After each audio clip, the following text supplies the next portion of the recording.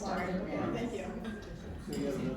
I am Winky Krigler, the very happy, joyous, and proud chair of the Garden and Grounds Committee.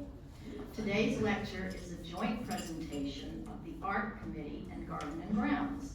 And what better art to feature here at Chevy during Garden Month than botanicals? We have just a few more Garden Month events coming up, and I wanted to mention in particular the Autumn Equinox Tasting and Greenhouse Tour this Sunday evening. We went last year, we're going again this year, and the food was delicious. I think reservations close at the end of today, so I hope you'll sign up. And now to botanicals.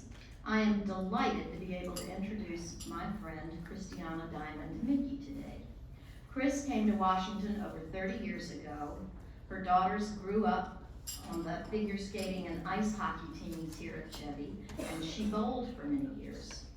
In addition to being an avid gardener, Chris developed a keen interest in history and began collecting antiques and art during college. She focused on botanical engravings from the 17th, 18th, and 19th centuries, particularly the copperplate engravings of Bessler, Ferrari, and Volkamer. Her search for these engravings, as well as images of the American Revolution and Greek and Roman art and antiquities, in particular, she has a great George Washington collection, has taken her to remote towns in Great Britain, the Plaka in Athens, barn sales in New England, and auctions throughout the country. Today, she will tell us more about the origins of botanical engravings, discuss some of the most celebrated engravers, and share how these unique pieces have endured and are experiencing a renaissance in today's interior design and decorative arts communities. We are delighted to have you with us here today, Chris. Thank you. It's so nice to see everybody, and I'm going through happy ghosts of Christmas past, present, and future. My daughter's first birthday was here, my other daughter's christening was here, my wedding was right out at that table, and there have been some other meetings here, but this is a really fun and happy time because everybody here celebrates the same thing: beauty, nature, art, antiques. Some of you have heard bits and pieces of this presentation, so I'm switching it up a little, and I hope you'll find it all new and exciting information. First of all, when we talk about an antique print, what is an antique print? Some people think a print is a piece of art. Not exactly. A print or an engraving, everything we're working with here are engravings. And that is when a matrix has been used. It can be wood, stone, in this sense, copper plates. Matrix is used to create a design that is inked and put through heavy rollers, and out the other end comes a piece of paper with the reverse image in ink engraved on it. The engraver casts this image with a very fine tool called a burin. It's heavier than a needle, but like a chisel, and every line that you see has been hand incised into this piece of metal, which is then inked. The resulting impression on paper is what we see with all these examples here. The pressure that's created when this goes through the rollers in the press creates something called a plate mark. And that's what we use to identify the integrity of something. Is this authentic? Is it a print, which I use as a reproduction term, or is it an actual engraving? And you'll be able to see after some of the actual plate marks. Anything before the 1900s we're going to consider an antique. So as far as Garden Week goes, Garden Month goes, the study of plants and botany and nature has been going on forever. Since the Papyrus Evers 1500s, things were documented, plants were documented, mostly about cures and treatments. Pliny's work, the Greek philosophers would also write different plants, different flowers, and what their medicinal and curative powers were. It was in the 1600s that there became a change in these florilegiums. That's your word for today. Florilegium, great word. The florilegiums were more about the beauty and the decorative nature of plants rather than their therapeutic or their medicinal applications, or being used as guides for apothecaries or physicians. So this was the time when we saw people devote incredible man-hours and patience and years to create these folios of art. My personal favorite is Cornelius Blomart. But we're not gonna talk about Cornelius Blomart. We're gonna talk about Bessler. Basile Bessler was a Nuremberg apothecary. His work was done in the mid to late 1600s.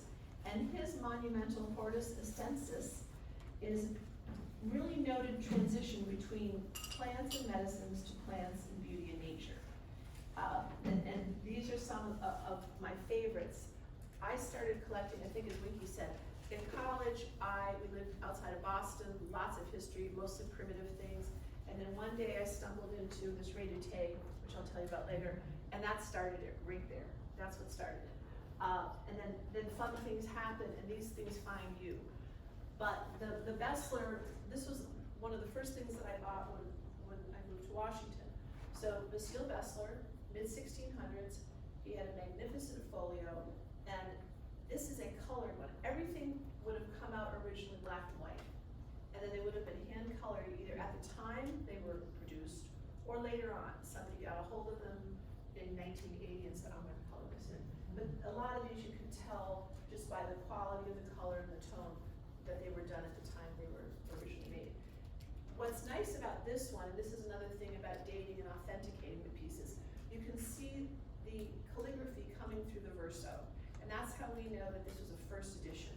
This one, after you all walk around, you can see there's writing there. This one, there's heavier writing here. And these predate the deluxe edition. A deluxe edition would have been done for collectors or people who were sponsoring his work with art and printing only on one side, the back verso was blank. I prefer the older ones with the print coming through because it's just more fun. Here's another one here. This would have been a first edition, and you can see the print coming through the back. This is also another first edition. You can see the engraving coming through the verso. So these are the Besslers. The black and whites are rarer because now everybody colors them, and you can find these, and it goes in cycles. 30 years ago, they were hard to find. I had a friend who wanted some of the Blomart Ferrari lemons. I want 9. I'm going to put 9 in my kitchen. They were impossible to find, and it's very cyclic. Now you can find them, and where do we find them? We find them in barn sales. We find them online. We find them at dealers. How do you know if you're getting an authentic one? We'll discuss that later. But they come to you, and it's just a lot of fun. This one I found. This is one of the barn stories. You know, this was in a duct tape frame with a partner up in Plainfield, New Hampshire, and I went to the auctioneer and I said, what are these? He said, yep, botanicals. And I said again, due diligence, what are these? And he said, yep, they're old. And I thought that they were Besslers, but I said, okay. I bought 2 for $350, threw them in the back of the truck, the kids threw their skis in, the snow melted, the ice and snow went through the duct tape frame, and you could see a dirt line creeping up. These were in much worse condition. There's a wonderful conservator in Woodstock, Vermont. I drove through this 7-foot snowstorm. It was like Wizard of Oz. She opened the door and she said, bring them in, I can save these. And she had her hood and her lab coat on. And I said, what are they? She said, yep, they're Besslers. So just to give you an idea of how this happens, I paid $350 for 2, and they were probably worth $6,000 or $7,000. They are worth $6,000 or $7,000, depending if we're in New York, a piece, somewhere else for the pair. So this is how you find some really interesting pieces of art. This one came beautifully framed, ready to go from a dealer, and that was that. This is a great story. Paul and I took an adventure to, what was the town? The town outside of Near Salisbury. Yes. Yeah. And there was a lady who looked like Harry Potter, Prince engravings falling off the shelves. You had to wade through them. And she had this one, and this was another one of the Besslers, first edition, in great shape. Now, another topic, I'm just trying to share a lot of information in a short time for those swimmers who need to go swimming. So for example, you'll say, well, I want to start collecting these, Chris, but why is that worth $6,000? that worth 7,000, and this worth 450. So why is that? They're all Bestlers. We have authenticated them. We can see a plate mark, the quality of the paper. We know that they are all from the same period. It's the aesthetics. Some people might say, I have the perfect room for this. I like lavenders and pale colors. Others would say, no, I like this much better. So truly, something as simple as the content or the subject matter will influence the price of the availability. This, Caryophyllus Major Indie, is also a Bestler. And you can see the color is magnificent. So this clearly is in the category of the lilies, something that people would want to spend more money on if they were collecting. So those are the Bestlers. So after Bestler, that was we had Cornelius Blomar, who did the lemons. Now you have probably seen versions of these lemons. The lemon with the ribbon that tells the different species name or describes the plant. These were done, it was done as the first scholarly book on citrus fruit. Citrus fruit was a big deal in Europe. There was no citrus fruit. And as it was imported, as different species were imported, it was something to brag about. It was something that you said, I have a garden of bergamot, I have a garden of lemon, I have a garden of limes. And a lot of nobility would have these very extensive gardens. So Cornelius Blomar, one of the foremost artists, was found by Giovanni Battista Ferrari, a Jesuit scholar, and Ferrari said, would you please put together this book? They spent several years doing it, several different artists contributed to it, and again, you'll come up after and look, each page was a different fruit, a different cross-section.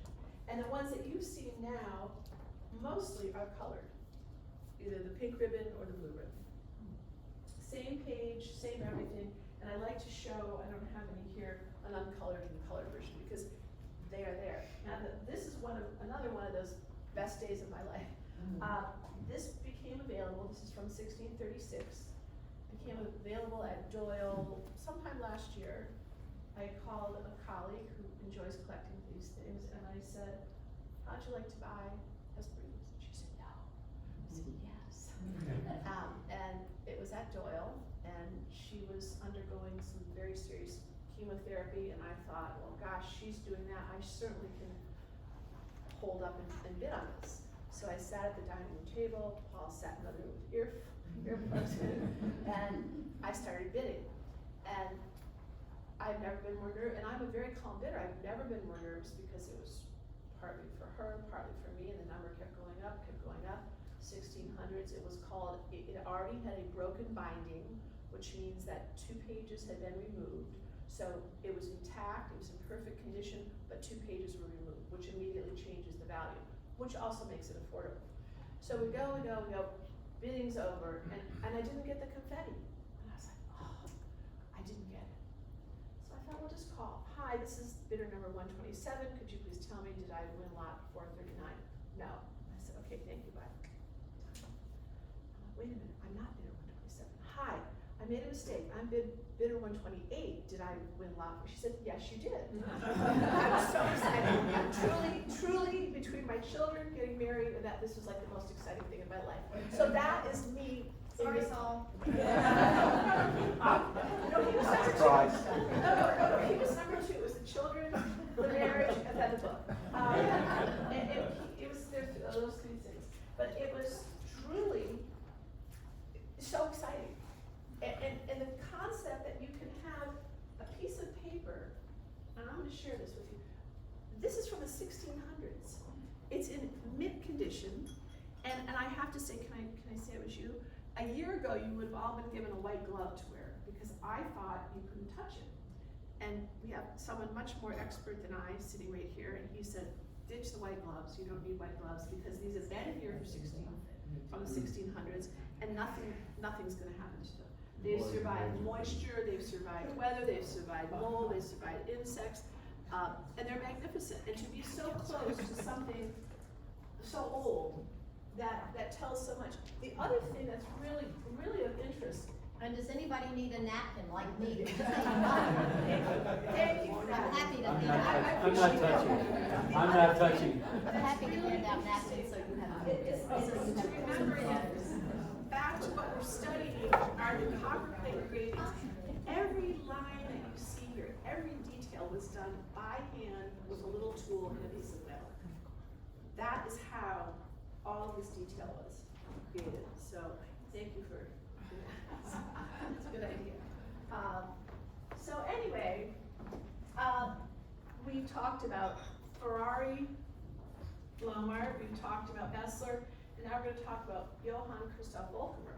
Volckmer came a little bit later, late 1600s, early 1700s, and his specialty was to do the lemons, to do the ribbon with the species description in the name, but he also did a geographical image. This one is Verona. This is Bergamato Misa da Verona, and he would do magnificent views of towns and locales all over Europe with the citrus fruit. And he admitted, I'm following Blomart and Ferrari with lemons and ribbons. So those are some of the people that are well known. Now, how do you avoid getting yourself in a jam? I've been on a Blomart Ferrari online, reputable place. They didn't say in the style of or anything else that lets you know it was a copy reproduction. We get it home, I open the frame, I'm like, oh, this is a piece of paper. This is a photographic reproduction. And I called them up and I said, this is a piece of paper. And they took it back. People usually are when they know that you know, they will take it back. But how can you avoid that? That's why we do it in person. That's a nice way to do it, when you can actually come and touch and feel and see. Although online, you know, most people are very generous in acknowledging if they have misrepresented or they didn't know that something happened. I'll tell you a little story about the radio tape. So this radio tape came about 100 years ago. Radio tape is later than everybody in here. The radio tape is in the 1700s. And he was an interesting man. He was obviously one of the most popular and talented botanical artists in history.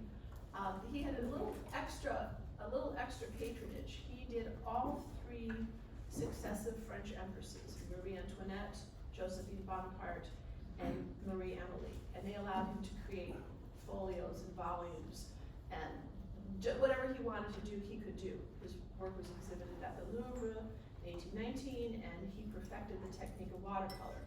His work is also some of the most copied on porcelains, on pieces of decorative arts, on china. When you see a certain rose, that's a redoute rose. There's some redoute reproduction in the stairwell in the ladies' locker room, coming from the pool deck upstairs. And you'll look there again and back to value and cost, depending on subject.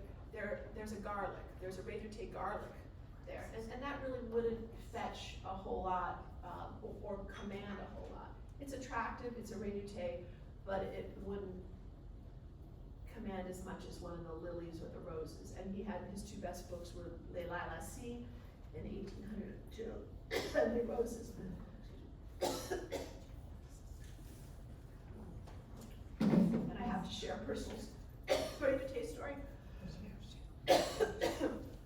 Some good friends said, and when you're in this world, you kind of have radar for each other. You like this, you like that. People don't think you're eccentric. And a friend said, good friend said, well, come on over and see our redoute. And in my mind, I'm thinking, oh, they have a redoute. They have a pretty redoute. I'd like to see this redoute because I like redoute. We go to their house, we have drinks, we're chatting away. They said, okay, come on and see the redoute. We go to the library, and it wasn't a redoute, it was the book of redoute. It was in mint condition, it was in plastic, it had seldom been opened, and it was even embossed with the family name on it. And that was the fourth most exciting to me. Thank you for it, appreciate it. To be that close to some of these pieces that are priceless and just hard to find. And then you say, well, how priceless and hard to find? So I got this at Doyle. and it's bad manners to talk about money, but this is collecting, so I guess it's okay. It was under $7,000. And Graham Rader, who is known to put higher prices on things, is selling it for $28,000. And Paul called me and said, goodbye, you had a good buy. I said, really goodbye. And truthfully, there's no difference. Now, remember this had a broken binding, 2 pages were out. This probably was intact. There probably were not 2 pages out. First editions in good shape. I thought that was in great shape. So you have to be very careful. And you know, we were talking briefly about George Washington's. I have a few George Washington images that I've collected. Same exact image, same exact period, same exact paper. And people will charge 4 or 5 times as much. So it's sort of what the market will bear. Or if you're up in Vermont in an old little shack and you see one and you say, boy, that's got foxing, it's got discoloration, it's got a little bit of wormholes on it. But if I had that conservation work done, it'd be good as gold. And very expensive. So it's sort of a treasure hunt. It's a kind of fun thing. Now the club has a lot of botanicals throughout, if you've noticed as you walk around. I did a quick look. This is down the ladies' lounge. This is Swiss. There are 4 of these, and they were Swiss school prints. And they are prints. This is not out of the frame, but if you look closely, you can see it's a photographic image of this. It's not engraved into the paper. So they're lovely prints. I've also got here, again, you can touch these with or without jelly fingers. These are museum quality Bessler reproductions. Designers use them, people who don't care, bathrooms, houses, whatever.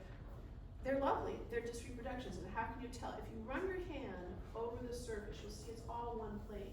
You don't feel the indentations, you don't feel the, I can see from Revere that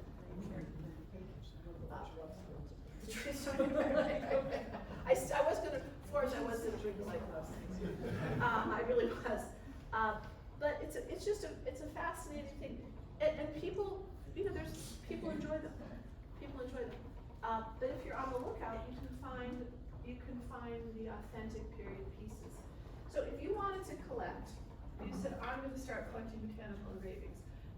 We've pretty much talked about, you want them in good condition, depending on the subject matter. Something that's a little blander, a little easier is gonna be less expensive. You want something with an artist that you know, you may want rich coloring, you may want black and white. I've now gone crazy for black and white because they're rarer, they're harder to find.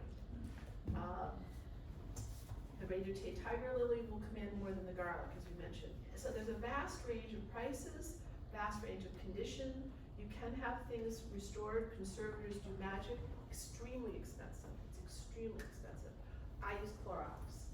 They would die if well, they do know and they go, you didn't really use Clorox.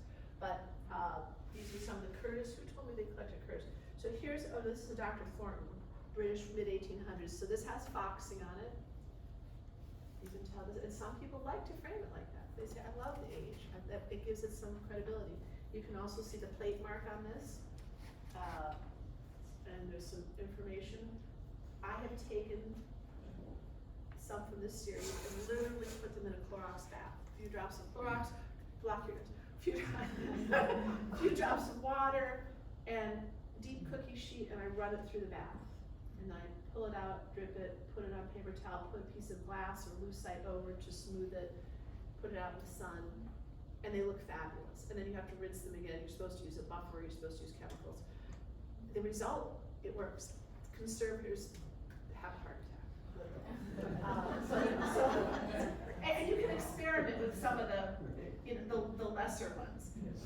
You've all got something to take home, and that's a little explanation of some of the terms that you will come across in the printmaking and antique engraving world.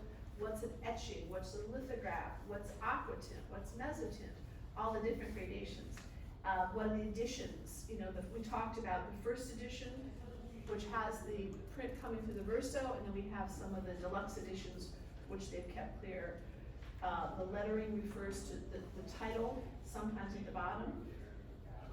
Different terms, watermark. A watermark is something that the paper maker will put on the paper, and you hold the paper up and you can say, oh, that's a certain brand that was in Italy in the 1800s, and that's another way of validating the time a piece came from. And then different condition reports, if you're buying something at auction or description, you would say there's foxing, there's, mold damage, there's fungal, the different sizes, and the different kinds of paper that were made, either the paper, wove paper with pulp on a wire frame, or paper that was made on a machine that was much smoother. So I think one other thing, I brought this along because it's the sesquicentennial. This is another wonderful example of when I moved to Washington, I started collecting George Washington and Mount Vernon images, just I like them. This is a fabulous engraving. This is from the series Life of George Washington. And it's been colored. Originally it was black and white, would have been hand colored. The neat thing to remember, and you'll come up and look at all this, the neat thing to remember is that every single line you see was done by hand. Some of these books took 6 years to do. So every little blade of grass, every little column of Mount Vernon, the pitchforks, the folds, the creases in the cravats, those were all done with a little tiny tool. I personally don't understand how they did it. And then you'll come on up and I think come take a look. These are wonderful. These are Greek, and I really like these because you truly can feel the texture of the engraving. Christina, I have a question. Sure. When you say these engravings are colored by hand, is it like watercolor? Exactly. Or ink or? It's what, they take a little brush. Yeah. And you can see some are done, more refined within the lines or lighter colors that are appropriate. There was a nice family, the Botanicals in Chicago, who found me online and asked me to deaccession their family's 3-generation collection of George Washington images. And some were beautiful, really unusual. One really, really important piece.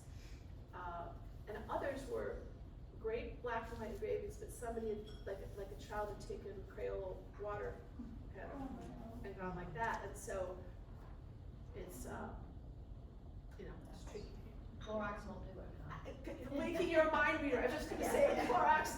I was afraid to try painting. Clorox I did, but not the paint. So it's a neat thing. So come on up and take a look and touch and feel. And if you have any questions, I'm trying to keep things short and sweet.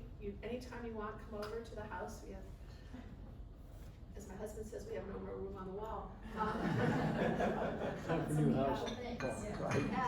But I enjoy sharing the collection, and it's been a lot of fun. It's taken us on some very interesting travels, and we've met some really, really neat people. And it's a lot of fun. And the nice thing about it is that your kids it's something that you can pass on, that George Washington, Eleanor knows. She came in, I tell a story, and there was a beautiful, was it Courier Knives? No, it wasn't Courier Knives, it was the newspaper. What is the weekly? The newspaper. Beautiful image of Harper's. Thank you. Beautiful image of the Capitol. It was gorgeous. The detail was incredible. And somebody said, my relative, my grandfather, gotta have that. Okay, have that. But that's something that the kids really enjoy too. And the ratatouille is not Catherine's. No, can I please have the ratatouille? Can I please have the ratatouille? So that's Catherine's. So it's really something fun to pass on. And they hold their value. They stay in great shape. That to me again is the thing that's so interesting. These are from the 1700s. So questions? I like when you pass around the 3 pages that show the Hortus Medicus with the long alley. And Bunny Mellon has a very similar, I guess you call it an alley, or what do you call it, a pergola? And then she actually she has like a 3-week, the Oak Springs Garden Foundation has that 3-week intensive in botanical illustration. And when we did a tour there, all these young people were coming through and they were doing botanical illustration at Oak Springs, That's great. at the Garden Foundation. And that's, thank you for bringing that up, because what's happening now, and there's some terrific, if you go to the website, you can get a Taylor Carlisle Galleries. If you go to the website, there are a couple of articles, and one of them is the enduring appeal of botanicals. It's very cyclic, and botanicals are hot right now among 30, 40-year-old designers. Yeah. They are big, and it's very, very cyclical. 30 years ago, they were big, dead, nobody wants to do. I got some ferns in England, and the lady at the Soul shop said, you must take these, all the British designers are doing them. And it turns out they were worth what? Lots. They were worth lots. I was giving them away like buy one, take one. And they were very special, they were very rare, and they're very in again. They're hot. Architectural Digest did an article. If you just type in botanical engravings, Wayfair, everybody has the reproduction, ferns, botanicals, whatever. And then you say, oh, well, Chris, that's $3,000. Well, they have it at Etsy for $12, and they just take pictures and sell them, and people buy them, and that's fine. But it's a different way of doing it. But it's a really fun hunt. And back to this again. This was the orangeries in this Hespery's volume. What they were doing was discussing the different ways to preserve and protect. There are other pages with garden tools, absolutely exquisite garden tools. But this would have been one of the ways of protecting some of the citrus fruit. So come on up and take a look and touch and come up close.